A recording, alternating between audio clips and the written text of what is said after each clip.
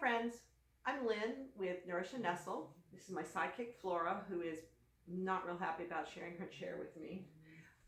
We are excited to be joining the Creative Christmas Challenge hosted by Remodelaholic, and we're going to show you how to make these gingerbread candles. They're inexpensive and easy to make. They make great gifts. I've never made a candle before, so if I can do this, you can too. This was my first time candle making.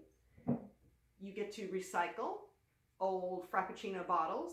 My son loves these, so it's just a matter of peeling that. When he's done, I peel the stickers off, clean up any of the sticky residue with Goo Gone or rubbing alcohol. Definitely going to need rubbing alcohol to get the expiration date stamp off the back, but it cleans up real easily. Once you do that, I ran them through the dishwasher and then filled them with wax, scented and colored wax. And I'll show you how to do that too, and use my Cricut for that cute little gingerbread man design.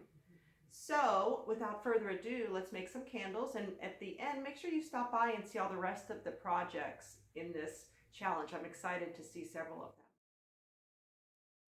them. The first thing you're going to need, or what I used, was soy flakes, and I just bought a box at Michael's, the Art Mind soy flakes.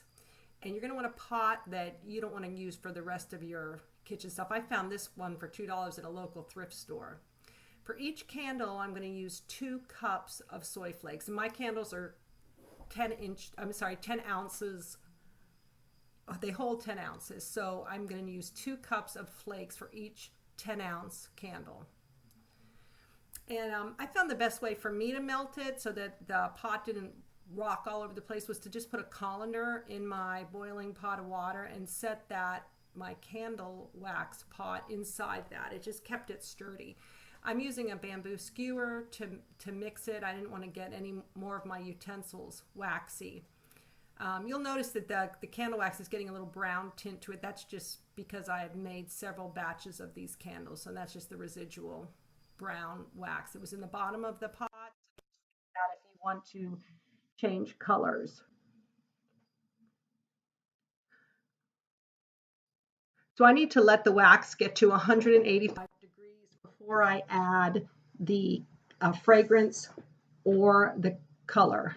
So that's what I'm doing. I'm heating it, and I'm just using my thermometer that I'll clean up afterwards. While the wax is heating, I'm going to adhere my wicks, and these are wicks with little metal tabs, to the bottom of my jars. And these jars, by the way, are old Starbucks Frappuccino jars. Not old, but used, that I cleaned up, got the labels off of them, washed them, and I'm using for this.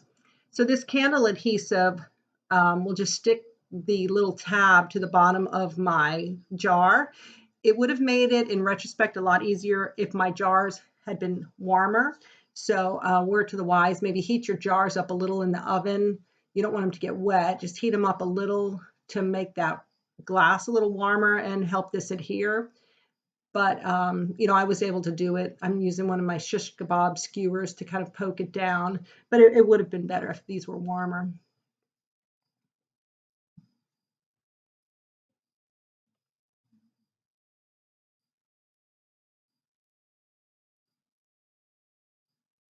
So I've got my 3 jars all ready to go, and now I'm just waiting for my wax to get to 185, which it looks like it is. And every fragrance has a different temperature that you need to add it. So check with the manufacturer of your fragrance to find out at what temperature it should be added to your wax. So I use Nature's Garden gingerbread fragrance, and I'm using 2 teaspoons for each candle. So since I'm doing 2 candles, I'm going to put in 4 teaspoons of the Nature's Garden gingerbread fragrance. And I also use the Nature's Garden brown candle dye. For each candle, I'm going to put in 3 drops of the brown candle dye. And I'm also going to add a yellow candle color square. I found that the brown from Nature's Garden had a little pink tint to it. So I found these at my local Hobby Lobby, and I found that 1/3 of one of these squares per candle worked out perfectly. So I'm gonna, after I add the color and the fragrance, I need to stir for a full 2 minutes to incorporate it all. And one of the ways I found to test the color, I told you that that brown was looking a little pink. I just let it on a sheet of paper till it dries, and you can kind of get a sense of the color from that. And now I'm letting my wax cool down to 150 degrees. And once again, every different kind of wax has a different pour temperature. This was 150. And so you're going to want to check with your wax manufacturer to find out what that pour temperature is. So I add my wax to each of these candles, and I'm going to leave a little bit of wax back in the pot for what they call a second. Find that where your wick is, you're going to get a little divot. And so after the wax hardens, you can go back and add just a little pour on top to prevent that. I'm using, once again, bamboo skewers to make sure that my wicks are as center as possible in my wax.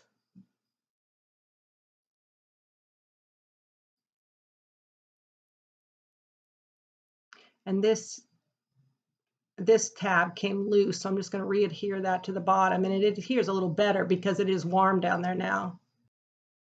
And then once I get these set up, I'm just going to let them sit undisturbed for several hours until they harden, and just leave them alone. If you fiddle with the wicks at all, you're going to get little craters around there. All right, now so they're cooling, and by magic, the 2 made 3. Now, I went ahead and made another one because I thought of another gift I needed. And I want to point out